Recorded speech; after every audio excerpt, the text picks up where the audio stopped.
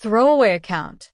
My M22 best friend F25 has recently cut off her parents F50, M52 after they repeatedly broke boundaries with her baby, 1, and now her father is acting crazy and I fear he may become violent. For ease of storytelling, F25 will be called Cassie.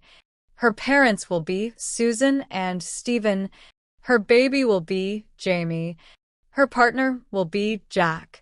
Her sibling, 20, will be Caden. Her grandparents will be Lily and Larry.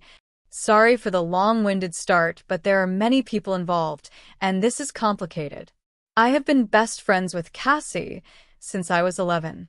She and I hung out throughout high school, and I remember the day she graduated. It broke my heart, but we've stayed in touch well. Part of hanging out so much meant knowing her family as well. Part of why our bond runs so deep is because we both came from deeply broken homes. This means I have known her parents at their worst, which is relevant. The abuse eventually got so bad for her that she packed up and moved 3 states away, where she met Jack, who is absolutely wonderful. For years, her life was going fine, and she was flourishing after finally being away from her family and having a healthier relationship with the people around her. She also got into consistent therapy and doctor's appointments. I haven't been able to visit much as I can't afford to, and am in a position that makes it incredibly hard for me to get time off work. I was the first person aside from Jack that she had told about her pregnancy with Jamie, and I was overjoyed for her. She was hesitant about making it public, and was right to be, as when she did, her parents packed up and moved only a town away. She had mainly stayed in contact with them to make sure Caden was safe. All throughout her pregnancy, her parents were insistent on repairing their relationship, though Stephen continually blamed her for their problems despite his selfish attitude and abusive nature, both of which I have witnessed several times growing up. For reference, we're talking about a man who would not feed his children, he did not have a job and wasted the money he did get, and would scream at us for making too much noise getting ready for school in the morning. I picked up Cassie for school often to make sure she was okay. Cassie dealt with it only because she knew Stephen would make it a big deal and couldn't handle the stress of him doing something ridiculous during a pregnancy. When Jamie was born, I had made the trip to be there and was one of the first to see. Stephen and Susan had fallen down the anti-vax pipeline, and this meant Caden also wasn't vaccinated. This meant Cassie decided they wouldn't be allowed to see Jamie until Jamie was older, which started the first in a long string of arguments. Stephen and Susan argued I shouldn't have been allowed to see Jamie because I'm not blood related and my germs, I am disabled, may affect the baby. Caden was very understanding. Larry and Lily pushed Cassie to let them see the baby, and she held out for multiple months until she caved to the pressure.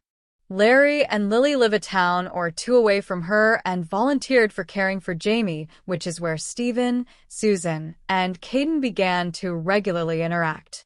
Multiple fights have happened, particularly between Cassie and Stephen, but this latest one was ugly. There were several witnesses. It ended with Stephen threatening to break Cassie's arms. I personally wasn't there and only have what Cassie and Jack with some of what Caden has recounted to me. This doesn't seem out of the ordinary for what Stephen would do, though.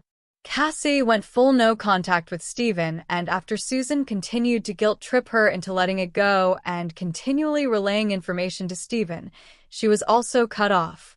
Stephen has since flown off the handle and has been getting Lily and Larry to send messages to Cassie, with Caden sending the more concerning family group chat messages to Cassie and Jack directly. He has shown up at their house more than once and left when threatened with the cops, though Cassie is clearly stressed not only for her mental health, but Jamie's as Jamie develops and grows, and I don't blame her. Cassie has plenty of screenshots, recordings, and videos of her father's behavior, but this is where the problem starts for me. I know I may be projecting, but one of my parents is a convicted felon, and I am so scared for her. Cassie doesn't want to call the police, as her other grandparents died a few years before Jamie was born, and she doesn't want to lose Larry, and Lily. I have begged her to file for restraining order, but she refuses. Larry and Lily have still been letting Jamie interact with Cassie's father against her wishes, which is causing more fights. Jack is on her side as he sees a formal order as a worst-case scenario, but Steven is threatening to find and beat Jack up in the family group chat. Now, for reference, the cops have been called on this matter before, but stated there's nothing they can do, as it's a civil matter, and that is not what I'm calling about.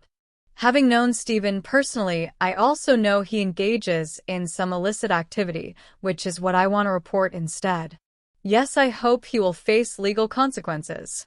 Cassie has expressed to me several times that she doesn't want the cops involved, but Steven is no small man, and in all the time I have known him, he's been quite violent with yelling and threats being a warning.